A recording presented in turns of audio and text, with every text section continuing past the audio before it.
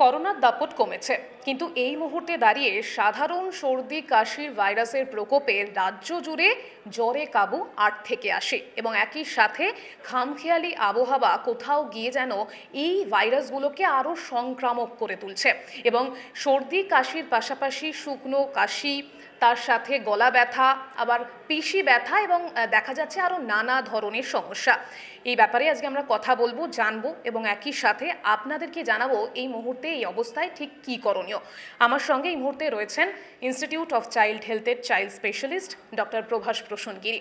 প্রথমেই আপনাকে এস নিউজের পর্দায় স্বাগত।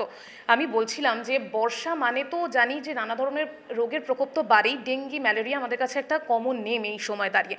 এছাড়াও আর কী কী ধরনের সংক্রমণ বাড়ছে, কী কী ধরনের রোগের সংক্রমণ বাড়ছে? দেখুন, স্পেশালি এই বর্ষার সময় বাচ্চাদের মধ্যে আমরা ৩ রকমের রোগের প্রকোপ দেখতে পাই। একটি হচ্ছে সিম্পল ভাইরাল ফিভার, যেটা বিভিন্ন ভাইরাস রয়েছে, এই ভাইরাস জাতীয় যেই ফিভারগুলো হয় সেটা। ২ নম্বর হচ্ছে মসকিউটো বর্ন ডিজিজেস যেগুলো হয়, যেরকম ডেঙ্গি, ম্যালেরিয়া বা এনকেফেলাইটিস এইরকম। ৩ নম্বর ডিজিজ হচ্ছে বিভিন্ন পেটের অসুখ। বর্ষা হচ্ছে, জল কন্টামিনেটেড হচ্ছে, সেজন্য বিভিন্ন পেটের অসুখ যেরকম হয়, টাইফয়েড হয়, acute gastroenteritis, cholera, hepatitis A, jaundice, এই সমস্ত জিনিসগুলো হয়। তো এবছরও আমরা এরকম পেশেন্টই পাচ্ছি। তো ফর্চুনেটলি এখনও অবধি দক্ষিণবঙ্গে কিংবা কলকাতার আশেপাশে সেই পরিমাণে মুষলধারে বৃষ্টি হওয়া, জল জমে যাওয়া, সেই ঘটনাগুলো ঘটেনি। সেই জন্যই এখনও অবধি ফর্চুনেটলি এ রাজ্যে কলকাতা বা তার আশেপাশে ডেঙ্গিতে আক্রান্তের সংখ্যা কিন্তু যথেষ্ট কম। প্রত্যেক বছর আমরা যে পরিমাণে ডেঙ্গি পেশেন্ট পাই, এই বছর কিন্তু ডেঙ্গিতে আক্রান্ত হওয়ার সংখ্যা অনেকটাই কম। এখন যেটা মেনলি হচ্ছে সেটা হচ্ছে প্রচুর পরিমাণে ভাইরাল ফিভার হচ্ছে বাচ্চাদের মধ্যে, সর্দি কাশি জ্বর হচ্ছে। এই ভাইরাল ফিভারের মধ্যে অধিকাংশগুলোই হচ্ছে সিজনাল ফ্লু, নর্মাল ইনফ্লুয়েঞ্জা যেটা বলি। আমাদের দেশে, আমাদের রাজ্যে কিন্তু এই বর্ষার সময় ইনফ্লুয়েঞ্জা ভাইরাস দেখতে পাওয়া যায়। সেজন্য কমন ফ্লু বা ইনফ্লুয়েঞ্জা সেটাই কিন্তু এখন বেশি দেখতে পাওয়া যাচ্ছে। তার সঙ্গে কিছু কিছু ক্ষেত্রে রাইনো এন্টারো ভাইরাস, কিছু কিছু ক্ষেত্রে অ্যাডেনো ভাইরাসেরও প্রকোপ দেখতে পাওয়া যাচ্ছে। এছাড়াও আরও একটি ভাইরাস ঘটিত অসুখ যেটা এখন বাচ্চাদের মধ্যে প্রচুর পরিমাণে দেখা যাচ্ছে, সেটা হচ্ছে hand, foot and mouth disease. এটা কিন্তু প্রায় এপিডেমিকের আকারে দেখা যাচ্ছে। এটাও প্রত্যেক বছর কোনো না কোনো সময় একটা বেশ কিছুদিন ধরে, 1 মাস বা 1.5 মাস ধরে এপিডেমিকের আকারে দেখা যায়। এটা একটি ভাইরাস জাতীয় অসুখ, এন্টারো ভাইরাস কিংবা কক্সেকি ভাইরাস দিয়ে অসুখটা হয়। এই অসুখটাতে সর্দি কাশি থাকে না, কিন্তু জ্বর থাকে, হাতে পায়ে র্যাশ বেরোয়, র্যাশের জায়গাগুলোতে চুলকুনি হয়, ব্যথা হয়, র্যাশগুলো অনেক সময় ফোস্কার মতো দেখতে হয়, অনেকে চিকেন পক্সের সঙ্গে কনফিউজ করে ফেলেন। গলার মধ্যে, মুখের মধ্যে র্যাশ হয়। এই অসুখটি সেলফ লিমিটিং, তেমন মারাত্মক কিছু নয়, ইউজুয়ালি 3 দিন 4 দিনের মধ্যে আস্তে আস্তে সেরে যায়। কিন্তু অসুখটি অত্যন্ত কন্টাজিয়াস, ফলে এই অসুখে কেউ আক্রান্ত হলে আমরা বলি অ্যাটলিস্ট 5 to 7 ইয়ার্স হোম আইসোলেশনে রাখতে। কারণ সেই বাচ্চা যদি স্কুলে যায় তাহলে স্কুলের বাদবাকি বাচ্চাদের মধ্যেও কিন্তু এই অসুখটি ছড়িয়ে পড়ে। এই viral fever, flu, seasonal flu, hand, foot and mouth disease ছাড়া আরও একটি যে অসুখ যেটা এই সময় আমরা দেখতে পাই সেটা হচ্ছে পেটের অসুখ। এই সময় যারা নর্মাল আন্ত্রিক বা acute gastroenteritis, diarrhoea, jaundice, hepatitis A, typhoid, কিছু কিছু ক্ষেত্রে কলেরা, এই সবগুলোই পেটের অসুখ এবং অলরেডি টাইফয়েড, পেট খারাপ, এগুলো কিন্তু আমরা দেখতে পাচ্ছি। বর্ষাকালে প্রত্যেক বছরই স্ক্রাব টাইফাসের বারবারন্ত দেখা যায়, এই বছরও বেশি দেখা যায়, কিন্তু স্ক্রাব টাইফাস কলকাতাতে কম হয়, পেরিফেরিতে, গ্রামাঞ্চলে বেশি হয়। এই বছরও আমরা সেরকম পেশেন্ট পাচ্ছি, তবে ডেফিনেটলি গত বছরগুলোর তুলনায় একটু হলেও কম রয়েছে। তো এই অসুখগুলোই মেনলি এখন বাচ্চাদের মধ্যে দেখা যাচ্ছে। এবং আপনার কথা থেকেই পরিষ্কার যে এই যে বর্ষার সময় এবং এবারেও নানা ধরনের ভাইরাসের সংক্রমণ বেড়েছে। এবার এর পিছনে কী ধরনের কারণ কি রয়েছে, কেন বাড়ছে এ ধরনের ভাইরাসের দাপট? না, কারণ কিছু নয়, বছরের বিভিন্ন সময় বিভিন্ন ভাইরাসের দাপট এমনিতেই বাড়ে। যেরকম আমরা বাচ্চাদের মধ্যে আরএসভি বা রেসপিরেটরি সিনসিটাল ভাইরাসের দাপট দেখতে পাই প্রি উইন্টার ও উইন্টার মরশুমে। পোস্ট উইন্টার থেকে আমাদের অ্যাডেনো ভাইরাসের দাপট দেখতে পাওয়া যায়।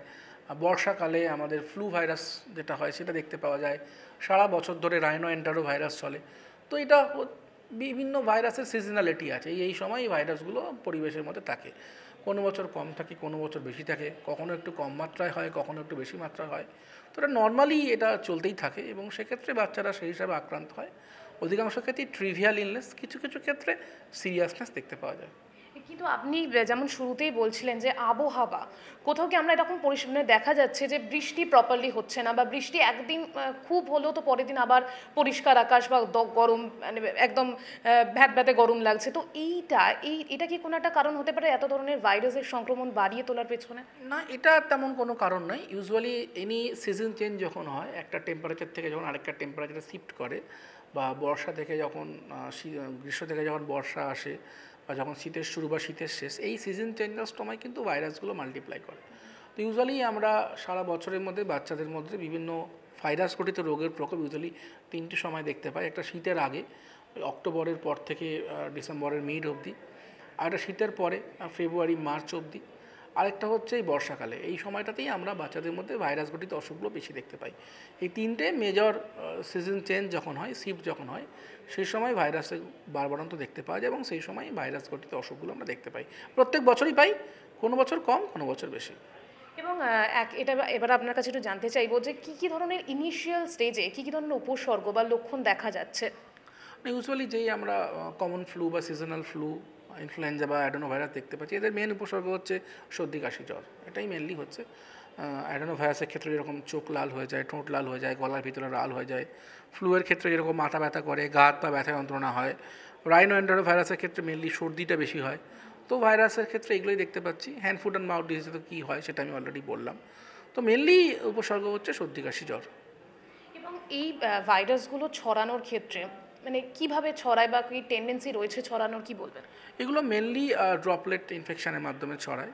মানে আমি যে কথা বলছি, আমার মুখ থেকে ক্রমাগত সিক্রেশন আসছে, সেটা আমার সামনে কেউ থাকলে সেটা ছড়িয়ে পড়ে। তো কোভিডের পর থেকে আমরা সবাই জানি মোটামুটি এই ভাইরাসগুলো কীভাবে ছড়ায়। তো সেক্ষেত্রে এই ভাইরাসগুলো ছড়ানো আটকানোর উপায় হচ্ছে যে মাস্ক ইউজ করা, ফিজিক্যাল ডিস্ট্যান্সিং মেনটেন করা, হাত ভালো করে ধোয়া, এবং কোনো বাচ্চা যদি সর্দি কাশি জ্বরে আক্রান্ত হয়, অভিভাবকরা অনেক সময় ওষুধ খাইয়ে তাদেরকে স্কুলে পাঠিয়ে দিচ্ছেন। তো তারা হয়তো স্কুলে চলে যাচ্ছে ওষুধ খেয়ে, কিন্তু ওষুধ খেলেও তাদের শরীর থেকে যে সংক্রমণ যেটা রয়েছে সেটা কিন্তু চলে যাচ্ছে না, ফলে তারা সংক্রামিত, এবং তারা স্কুলের বাদবাকি বাচ্চাকেও কিন্তু ইনফেক্টেড করে দিচ্ছে। তো সেটা খেয়াল রাখতে হবে যে খুব জরুরি দরকার না পড়লে এই সময় বাচ্চাদের স্কুলে না পাঠানোই বেটার। যদি স্কুলে পাঠাতেই হয় তাহলে যাতে মাস্ক পরে পাঠানো হয়। প্রতিরোধের ক্ষেত্রে বা সতর্কতার ক্ষেত্রে কি বলবেন? সতর্কতার ক্ষেত্রে এটাই যে যদি বাড়িতে কোনো বড় মানুষের সর্দি কাশি জ্বর হয়, তাহলে বাড়ির যেটি ছোট সদস্য তারা যাতে তার থেকে দূরে থাকে। বড় মানুষটি যাতে মাস্ক ইউজ করে, তাহলে সেখান থেকে অসুখটা ছড়িয়ে যাওয়ার সম্ভাবনা কম।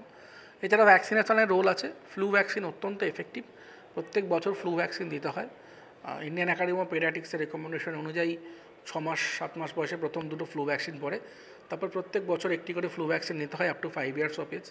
আমাদের দেশে, আমাদের রাজ্যে ফ্লু ভ্যাকসিনের আইডিয়াল টাইম হচ্ছে pre monsoon. Usually May June মাসে আমরা, এপ্রিল মাসে আমরা ফ্লু ভ্যাকসিন নিতে বলি। প্রত্যেক বছর নিতে হয়।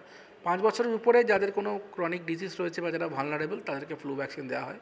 বয়স্কদেরও আমরা ফ্লু ভ্যাকসিন দিতে বলি। তো ফ্লু ভ্যাকসিন নিলে কিন্তু এই সিজনাল ফ্লু বা ইনফ্লুয়েঞ্জা থেকে অনেক ক্ষেত্রেই রক্ষা পাওয়া যায়। কিছু কিছু ক্ষেত্রে অসুখটা হলেও খুব মিনিমাল থাকে, তাতে হাসপাতালে ভর্তি হওয়া, বেড রিডেন হয়ে যাওয়া বা খুব সিরিয়াস অসুখের হওয়ার সম্ভাবনাটা অনেকটাই কমে যায়।